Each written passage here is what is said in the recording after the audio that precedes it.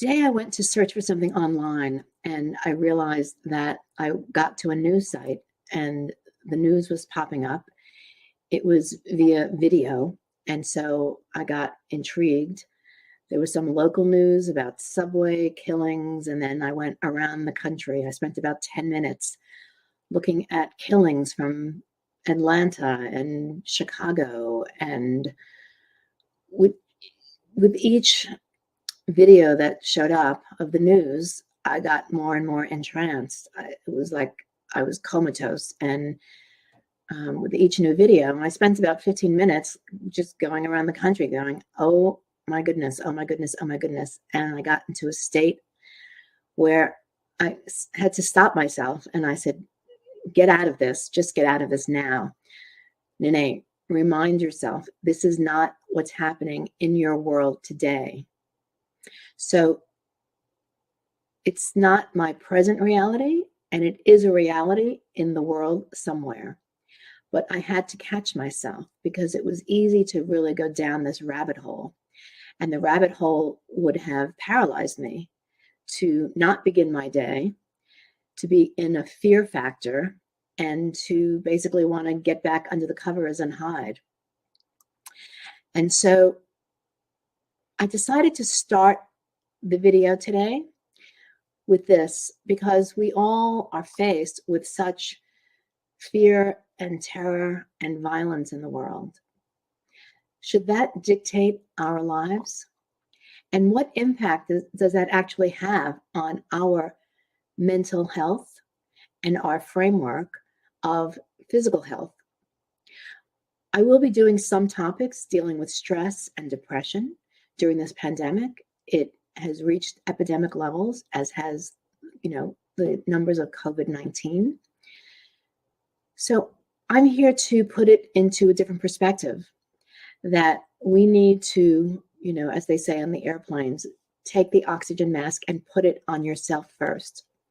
Because if you don't take care of yourself, then how will you ever take care of your family, your friends, your neighbors, your extended family, your workers, your coworkers, and on into the world that we're trying to heal, the world that we're trying to save? Whether you believe in climate change or not, doesn't really matter. It's not a religion. It's not quite a science. It's a science and an art of understanding that there are people suffering in the world.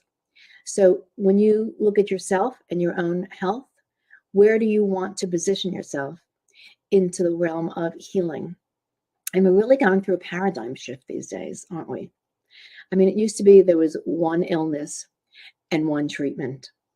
So the paradigm was, well, if you had a genetic predisposition to an illness, you felt like you were the victim. Oh, my family has it. And so the idea is that if my family has it, then I'm surely destined to get it myself. And so the idea is really that you're not getting it yourself. You can actually change it and shift and go through an idea where it's not just the genes that you were born with, that if your mother had it and your father had it, that you would definitely get it. Like there's a gene for colon cancer. Does that necessarily mean that you'll be getting colon cancer? No, it doesn't. We now have the study of epigenetics. So it's the study which is above and around gene structure and gene DNA coding that we can inherit. But the idea is, are we turning on those genes? We may have those genes on our system, but are we turning them on? And what really we find turns them on is the environment around us. And so the environment is not only the physical environment, so it's the air that we breathe, the chemicals that are in the air, the toxins. It's also the food that we eat. It's the energy around us. It's our emotions. It's the people around us. Is there fear? Is there anger? Are you in a stressed state? Are you in a depressed state?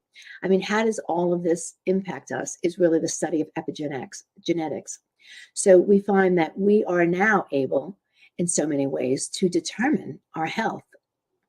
And, we see even with the COVID-19 pandemic, the people, unfortunately, who are most at risk of dying, most at risk of hospitalizations, are those people who have pre-existing conditions.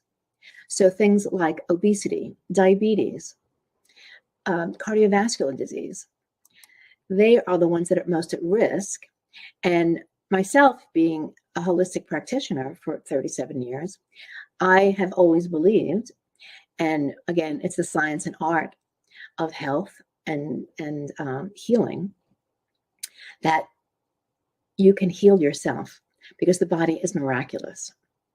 Now, the idea is that most of these chronic conditions are really from chronic bad environment, bad food choices. And how do we become obese? I mean, there are genetic factors that may predispose us to obesity. However, again, it's turning on. So is your diet filled with sugar and junk food and eating out a lot, eating fried foods, eating saturated fats? I mean, those are the things, the conditions that would lead us on to becoming obese, leading us on to becoming diabetic, and leading us on to what we call the metabolic syndrome, which is the trifecta of cardiovascular disease, the buildup of plaque, inflammatory conditions, sugar, and obesity and diabetes. These are all chronic conditions that we are not necessarily born with, but the idea is that it develops over poor conditions in our environment and in our food. And the American way of life, we see the American way of eating, has been transposed to so much around the world that now in other countries that never had these conditions, now we're seeing high rates of obesity and high rates of diabetes and high rates of cardiovascular disease. And very simply, it's directly linked to the way of eating, the style of eating, overeating, and poor choices around us. So getting back to that, I mean, the idea is also that what predisposes us to illness is our emotional state. It really is how we think, the stress that we're under. And we know, looking at some traditional Ayurvedic and Hindu and Eastern, Japanese, Chinese systems, they look at what we call the chakras, the energy centers of the body. And the low energy centers are the three lower, the 1, 2, and 3 chakras, and that would be the root chakra. It's the sacral chakra and the solar plexus, like in our stomach. So really, it has to do a lot with emotional states, but surrounding our elimination, the root chakra, surrounding our whether we're eliminating toxins out of our body, the solar plexus area on our stomach, our intestinal tract, our gastrointestinal tract. The upper chakras, the 3, have more to do with spiritual dimension. And so we have the crown chakra, we have the third eye, we have the throat. So more to do with communication and intuition, and more of an intuitive knowing about things. And the top crown chakra is enlightenment. And it's all balanced with the heart chakra. So the heart chakra is our feelings, our love. But we also know in our system, it has to do with the cardiovascular system. Is our heart blocked? Do we have emotional pain in our heart? What kind of emotional stress do we have? So we're really bringing the best of Western science and understanding with the best of Eastern, more intuitive understanding. Thousands of years, these cultures have studied this. And so it's time now, 2022, to mesh the best of what we know about all the studies and all the cultures around the world. And let's take that paradigm shift and let's look at healing within. I've been saying for years, make your body a better place to live. It all starts, we're here as physical beings, physical entities.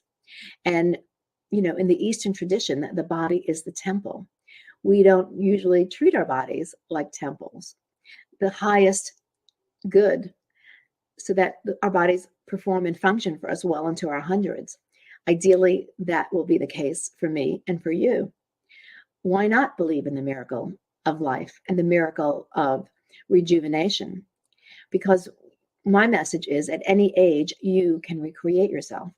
Start with simple tools. Start with the idea that you can, at any age, recreate yourself from the inside out if you're giving your body certain tools. And I always say, start with the basics. When I was in college and I was studying all things, I wanted to know the complexity. I wanted to get into the deep and dirty details. I wanted to know, like, if it was philosophy, it was Buddhism, if it was science, I wanted to know the deep inner core. In biochemistry or chemistry or organic, I loved doing all those experiments. I loved getting into the nitty-gritty of the detail. And as I've gotten older, and this may just be a function of age, I tend to take a little bit more of a relaxed position about things.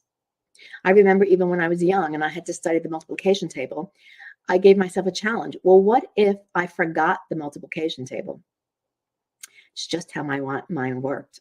What if? Mm-hmm. And so I challenge you all to start fresh. It's a new year, new you. Start fresh and take on the mission, which is my mission and my passion, which is at any age you can recreate yourself.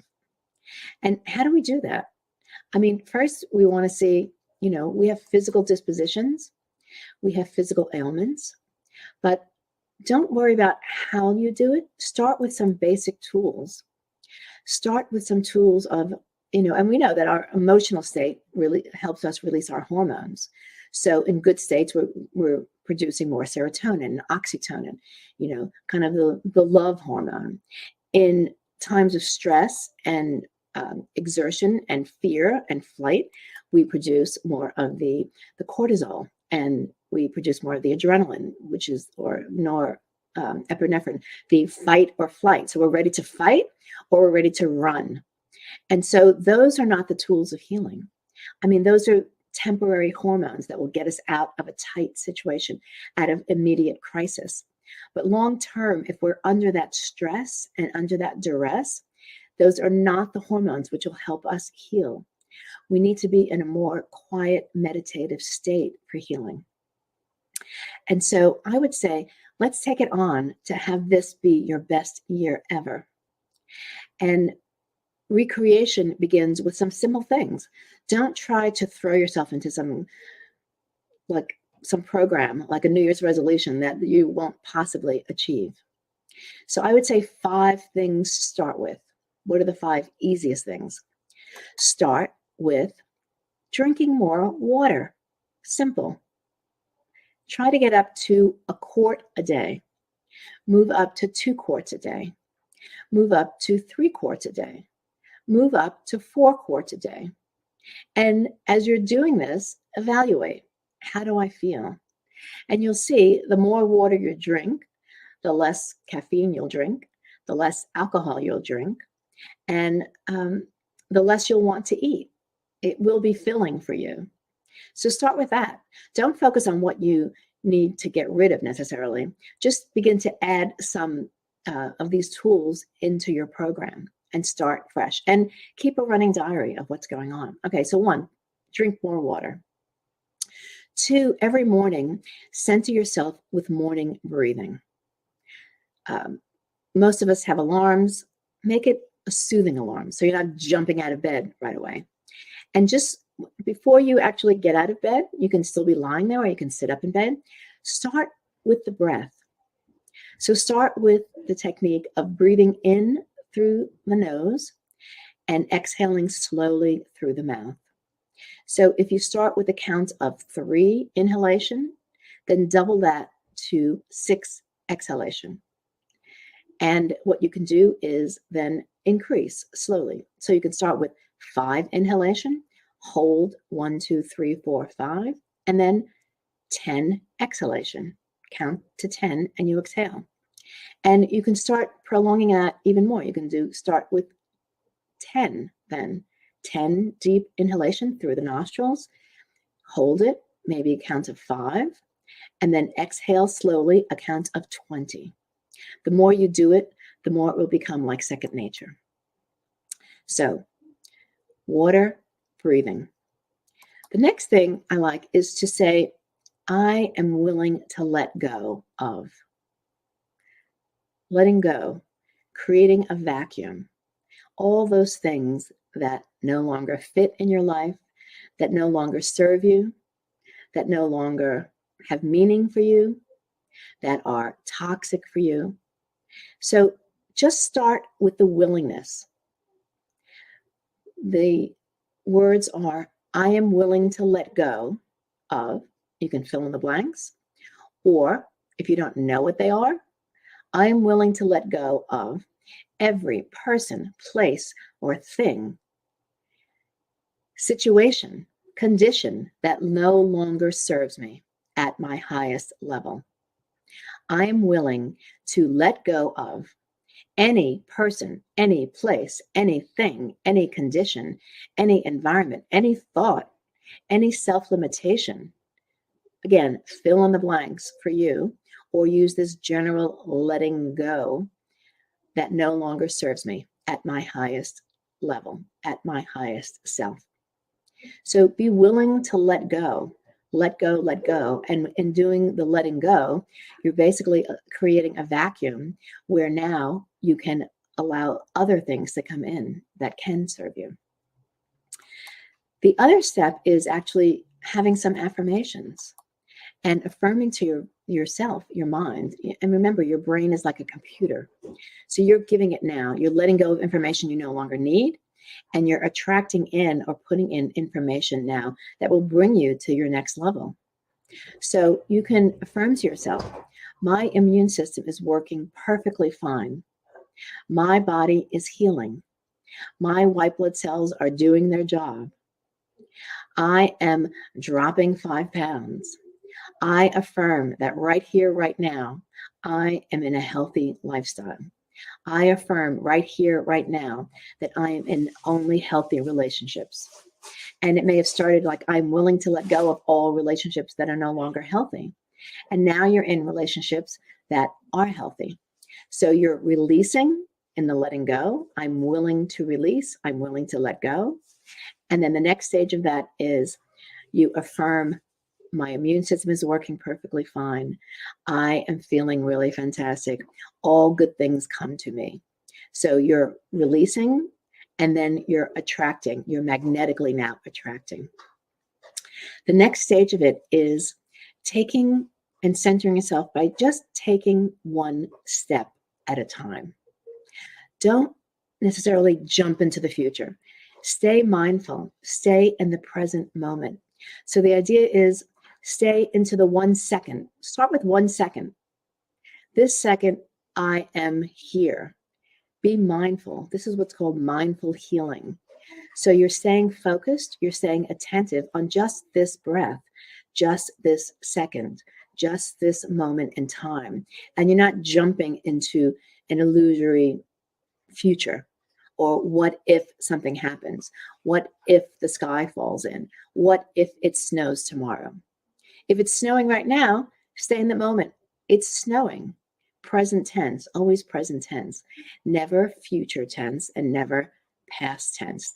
Mindfulness is staying in the present moment, because the present moment now, the one step at a time, takes care of all of the future. The future becomes the present. Now, it doesn't mean that you don't dream, and it doesn't mean that you don't have expectations, but in the moment, to start fresh, what you want to do is begin right now. So it's the centering of taking one step at a time and not overwhelming yourself with what if something else happens. So to recap, the 5 things are, let's go back to staying in the breath, drinking plenty of water, be willing to release. I'm willing to release.